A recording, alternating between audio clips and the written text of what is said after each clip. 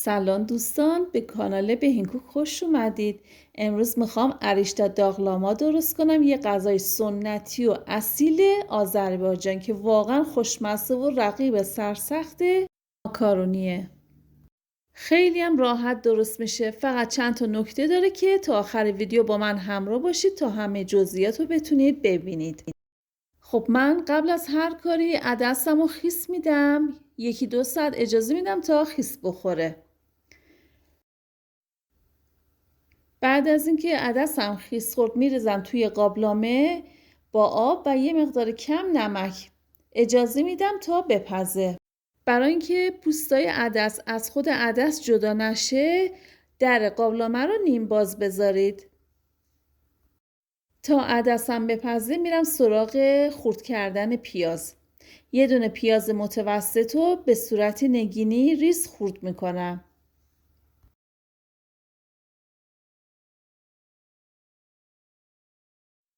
بعد توی تابه روغن میریزم. اجازه میدم یه مقدار روغنم گرم بشه. بعد پیازایی که خرد کرده بودم اضافه میکنم به تابه. اونا رو تفت میدم در حدی که فقط سبک بشه و یه مقدار تغییر رنگ بده. نیاز نداره که خیلی سرخ بشه. خب تا پیازم آماده بشه کشمش پلویی رو تو ظرف میریزم و میشورم و حدودا یه چند دقیقه خیلی کم اجازه میدم کمی خیس بخوره.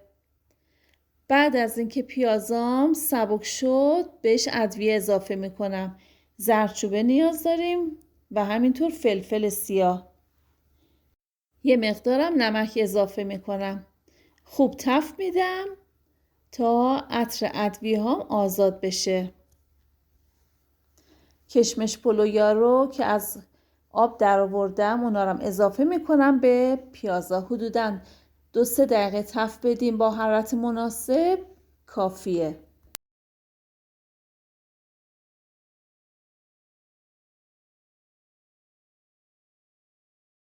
الان آماده شده، حرارت رو خاموش میکنم. عدسم هم نگاه میکنم آبشو کشیده، امتحان میکنم بله پخته. یعنی اصلا پوست عدس به این صورت که گفتم اصلا جدا نمیشه از خود عدس. توی قابلمه آب گذاشتم به جوش اومده، یه مقدار نمک اضافه میکنم برای پخت رشته های پلویی. خب بعد از که آبم کامل به جوش اومد دوباره رشته های پلویی رو که از وسط 2 نیم کرده بودم اضافه میکنم به آب جوش. از زمانی که آبم دوباره به جوش بیاد حدوداً 5-6 دقیقه زمان میبره تا رشته هام آماده بشه برای آبکش کردن.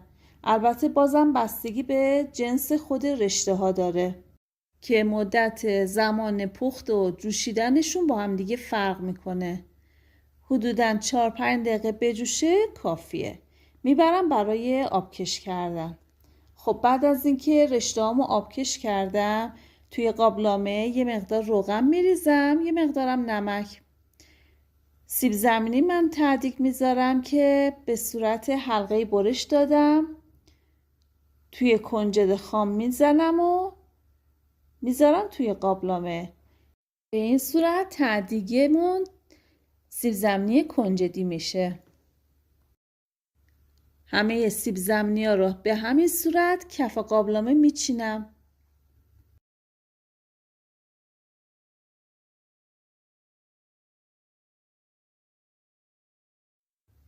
بعد از رشته پلویی یه مقدار روی سیب زمینی ها میریزم.